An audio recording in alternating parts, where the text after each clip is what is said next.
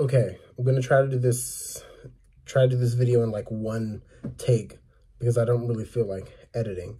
But I'm gonna be showing all of the physical like foreign language books that I have for like language learning that I've accumulated over the years because I am an avid language learner. And this, however, like the amount of books that I have here that I'm going to be showing, that does not, that's not everything. A lot of what I have is digital now. So, you know, it could be specific books that I find online that I download, you know. And so a lot of those are on flash drives or hard drives or stuff like that. But what I'm just going to be doing today in this video is just the physical language books that I have. Some are cool, some are a little out there, but let's just start. I'm going to begin with this really thick, big binder. This basically was the start of it all. So in this binder are, well, each tab is for a language. And what I would do, I started to do this in like middle school. I would text my mother. I would like think of a language that I wanted to learn. I would text my mother who's working and I would ask her, hey, at your job, could you please print out this phrase book? Because that's what these are. These are basically different phrase books from Wiki Travel, because they have phrase books for when you're traveling to different countries and stuff. So I would tell her, can you go into Wiki Travel and see if they have a phrase book for this language, for like Spanish or something like that? And she would say, okay. And then when she'd get off work, she'd come home and then she would hand me the phrase book. And I believe over time she gave me this, the actual like binder. But so like I said, each tab is a language. I'm not going to go through the whole book, but I will tell what tabs, you know, what languages are in here. So I have a phrase book for Cantonese. I have one for Hebrew, Cambodian, Japanese, Chinese, Swahili, Spanish, Vietnamese, Italian, oh God, Malay, Thai, Taiwanese, Danish, French, Hawaiian, Mongolian, Korean, Filipino, and in the back is Egyptian Arabic. So that's the big blue binder. I don't use this now, but I'm not going to throw it away because, you know, this is kind of like, you know, it's like nostalgia for me because this, you know, reminds me of where I started, you know, with this journey. So that's done. And next we have this Spanish to English dictionary from Merriam-Webster. This used to be my mother's. She would just keep this on her desk at work. And whenever she would bring me to her job, I would always be, you know, just flipping through the book and stuff like that, trying to learn new words and stuff. And eventually she gave it to me. So now I have this. I used this for quite a while, especially in like my high school years when I was like getting more into learning Spanish and stuff. So that's this one. It's wonderful. And next, these aren't going to be in like chronological order or anything like that. Just kind of like random. And a lot of these books I either bought myself, I found at like a bookstore, or like they were given to me from someone, either as a gift or something like that. Next, another big book, Oxford Chinese, English to Chinese Dictionary. Now, I haven't really used this. I know that if I'm not wrong, there's a specific way that you have to use like Spanish, no, not Spanish, Chinese to English dictionaries, because I believe this kind of set up a different way. But on and off, I learned Chinese. I took it in high school, but you know, still a beautiful thing to have. So although I'm not actively learning Chinese right now, I think I should still keep it. That's that. Now, for like the like next 4 books are going to be one language. I have a Tagalog, English Tagalog dictionary. This so far is like the best dictionary that I have ever come across. it has everything. The only thing that doesn't really have too much of is like slang and stuff like that. But it's wonderful. The sticky notes are just, I just separated like Tagalog to English, English to Tagalog, that's all. But Tagalog is probably one of my favorite languages.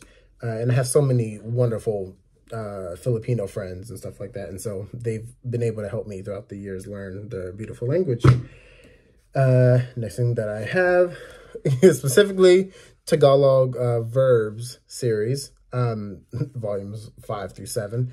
Tagalog, if you don't know, one of the like most difficult things about the language are its verbs and how the verbs are conjugated, different moods, aspects, the tenses.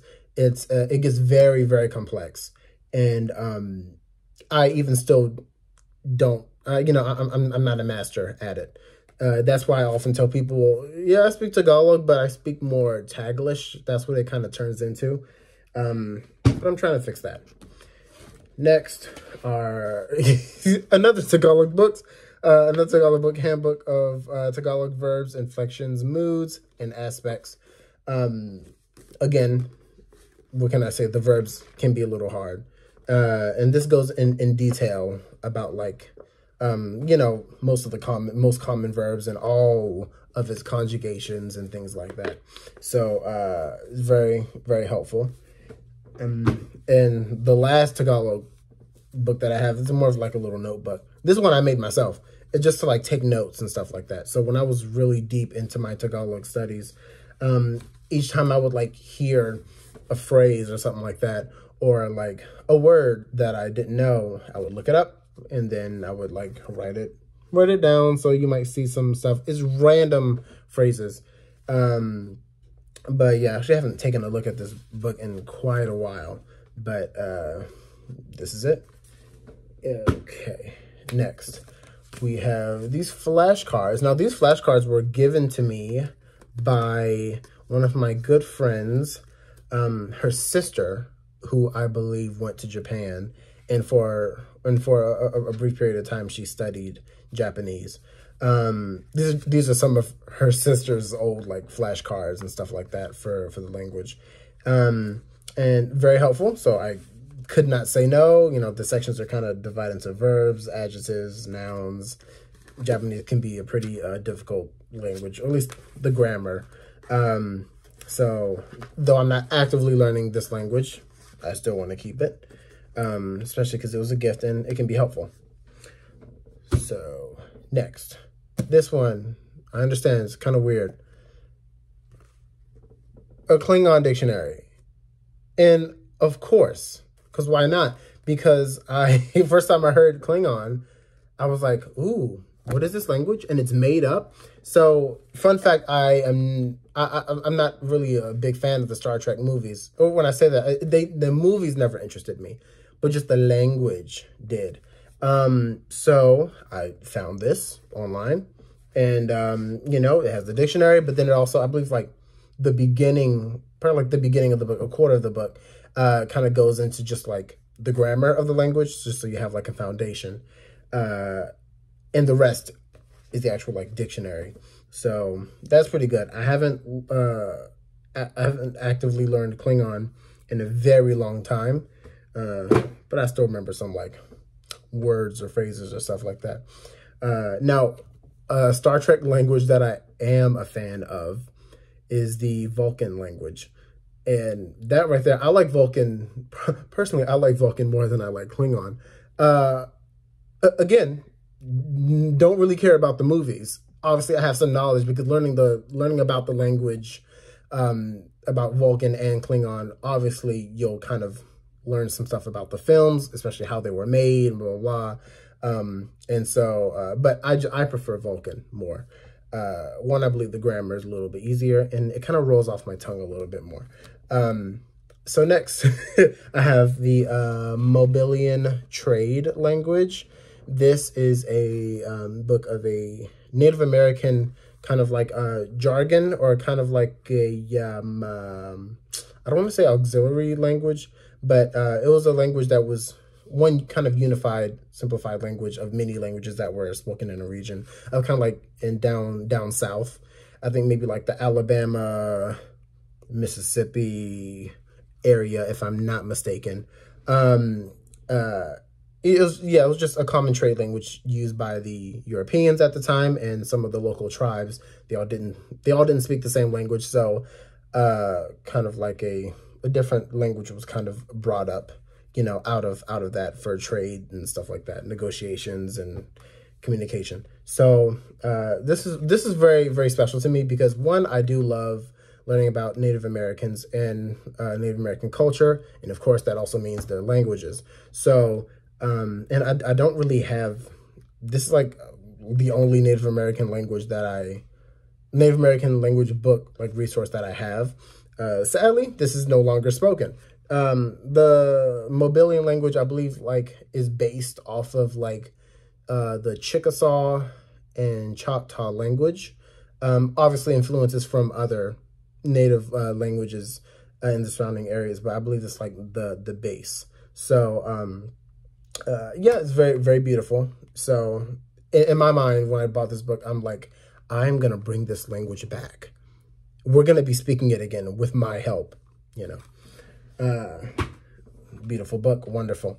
Now we have the Pocket Vietnamese Dictionary. This was the very first like Vietnamese type of anything book that I have.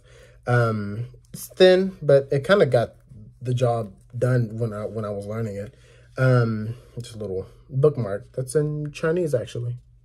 But Vietnamese language, love it. It's one of my favorite Southeast Asian languages. It's just so wonderful.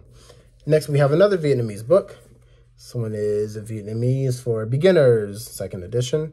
This is supposed to have like an accompanying CD, so you can, it goes through dialogues and vocabulary just so you can hear the native speakers and stuff like that. It goes along with each lesson. But I don't have that disc, but it's fine. Vietnamese is also another language I've been learning on and off for years. I'll have these weird moments with languages where I suddenly get like just the interest again, and maybe like for the next week or so, I'll be semi going all in, consuming media in whatever language, social media, stuff like that. And then it'll kind of die off. And then I'm like, oh, okay, I'm done. Then it's on to the next language or something like that. But love Vietnamese. Wonderful. Next, we have Spoken Lebanese. This also has an accompanying audio track that, or like CD that you use with it. Now, I actually do have that. That is on my hard drive. So that comes in handy whenever I'm going through this book, especially for pronunciation. It can be a little hard sometimes to like transliterate, especially like spoken Arabic into like Roman letters, or Latin letters. But it's wonderful. And same thing, I've been learning Lebanese on and off for some years now. My two favorite, well, I guess I should say my favorite group of Arabic dialects, the Levantine dialects, which would include Lebanese Arabic, Palestinian Arabic, Jordanian Arabic. I believe that also includes Syrian Arabic. They have a lot of like mutual intelligibility between one another, but it's wonderful. Ever since I found out that like most, or maybe all, I'll say most just to be safe, most Arabic speakers don't even speak like modern standard as like a regular everyday thing, that's mostly reserved for like maybe official news things or like, written things, newspapers, books, academic, things like that. I was like, oh, okay, now I have to figure out which dialect to learn. And the specifically Palestinian and the Lebanese dialects, or maybe just Levantine, those call to me the most. So, yeah, I just love the pronunciation. So, next, we're going back to Chinese. So in 2013, I studied abroad in Beijing, China for 1 month. It was a part of a study abroad program. It was totally free. Me and 31 other students, we all went to Beijing to learn about Chinese culture and language and things like that. And while we were there, of course, we were split up into our classes and stuff like that. And so this is just a little bit of what I have. Like, oh God, if I can quickly show. Yeah. Well, you know, it's a little old, so, you know, some of the pages aren't really, some of the stuff that you might see in like red ink are like corrections from my Chinese teacher when we were there. My Chinese was a lot better there. That's what I like to think. It was a lot better then when I was in China. And so, sadly, it's not where it used to be now. And I don't actively learn it. But beautiful people, beautiful language. So that's that. Gonna close that back up. All right, going back to Arabic. So this is a Alif Ba, Introduction to Arabic Letters and Sounds. This is like I believe maybe it's the first edition. I forgot where I got this from, but this is an old book.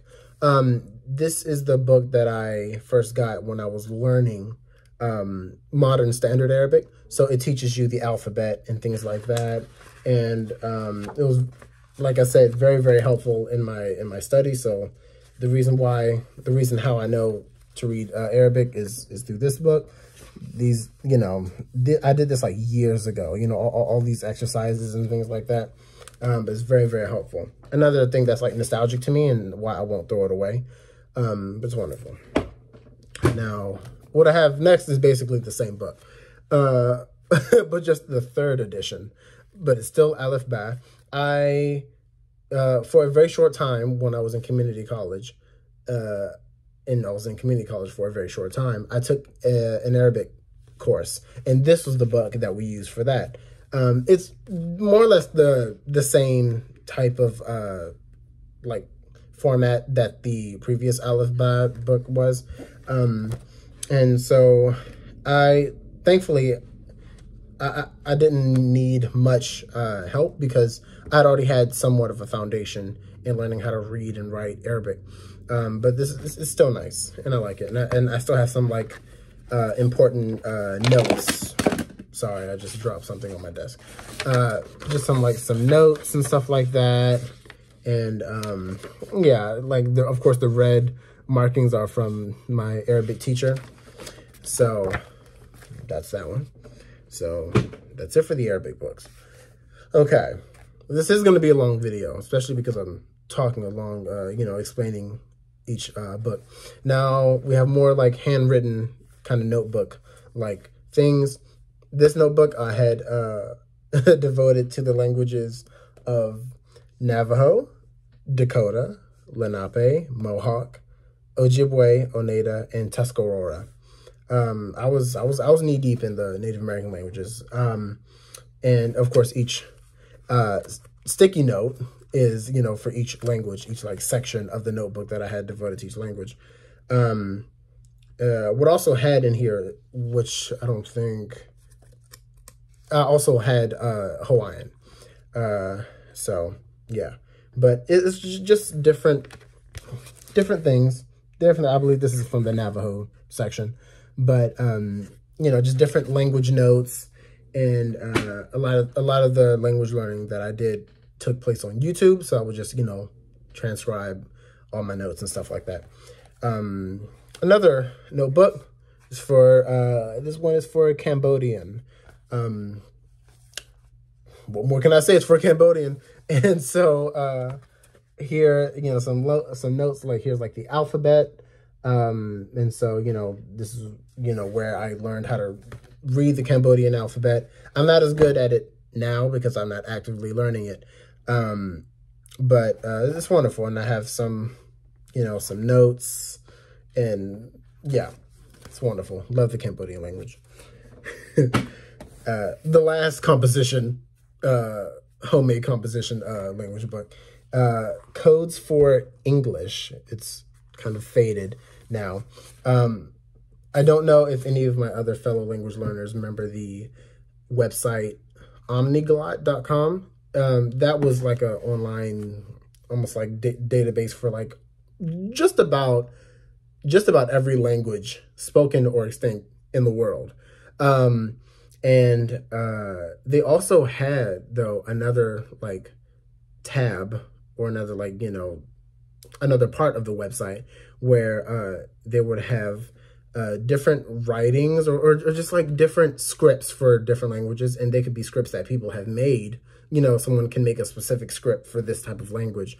And so that's essentially what this book is. I was picking out some of my favorite scripts for English. And they're like different scripts that people, linguists or whatever, people have made for the English language. For example, there's like, goodness gracious, there's like, this script is called Tenant, and this was made for the English language. And so, of course, it has, you know, the whatever letter or however you're supposed to write for each, you know, English letter.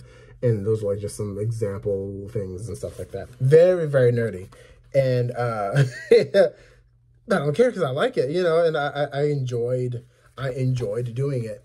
And so like I had Willow script, and I believe this actually came from TikTok, came from a TikTok creator called the Alchemy Book. I believe that's his TikTok account, but he also developed some scripts for English, and I thought that was cool.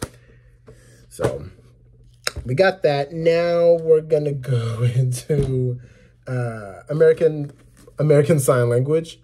What can I say about it? You know, it's wonderful. We love American Sign Language. We love, you know. Also learning that on and off. I have a cousin who's hard of hearing, and I haven't seen him in years, but on social media, I see pictures of him because my older cousin, who's his mother, she'll post them, so I get to, you know, at least see him grow over the years. But I remember usually around like the holidays, I would see them, and then I would try to like sign with him and stuff like that. It was very, very cute. And so that inspired me to learn sign language. And this, I believe this was given to me by someone, though, and I don't remember who.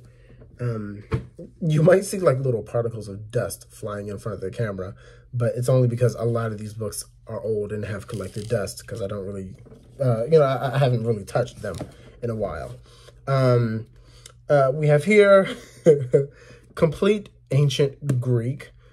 I had a very, very small phase where I was trying to learn ancient Greek. And there's just something about like dead languages, or just, you know, very old versions of languages that truly interest me. So I got in this, hey, I must have opened this thing maybe twice, and it probably wasn't even for 10 minutes.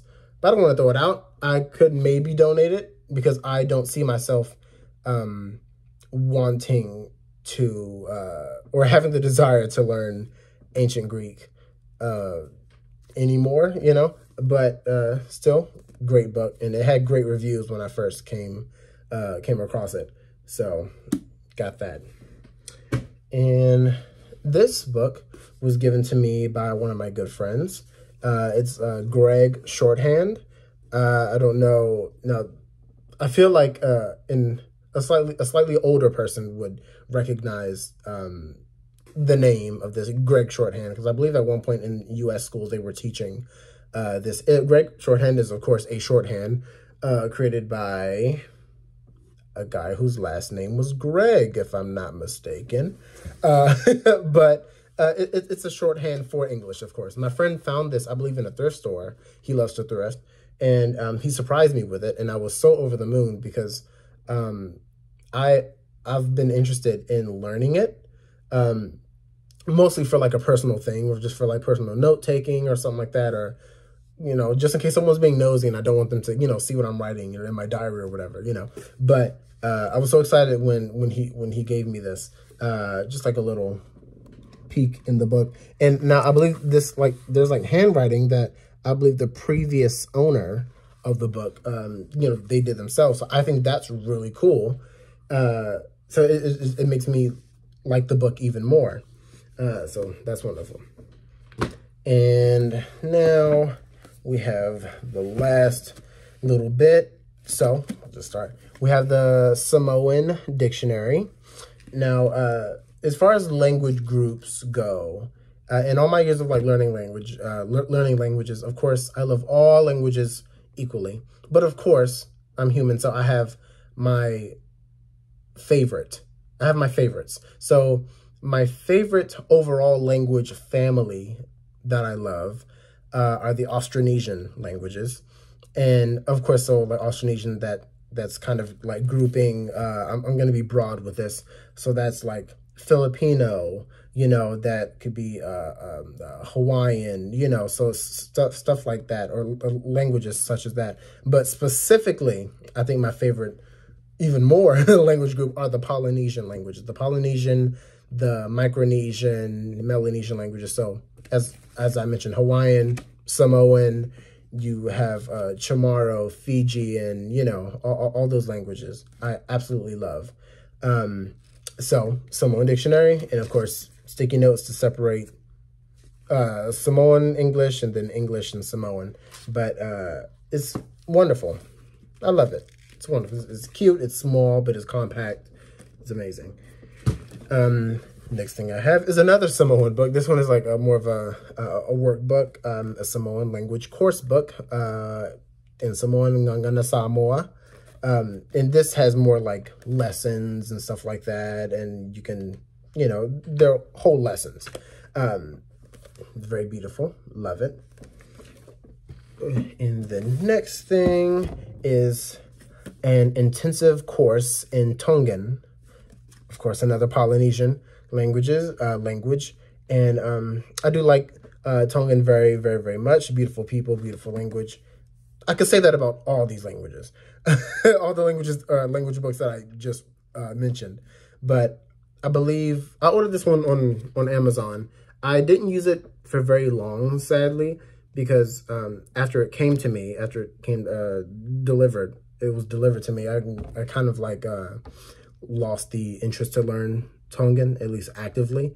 But whenever I get the interest again, I know that it's here and I know that I have it. And this gets pretty like, it gets pretty specific, you know, with the lessons and the grammar. So it's very, very wonderful. I love it.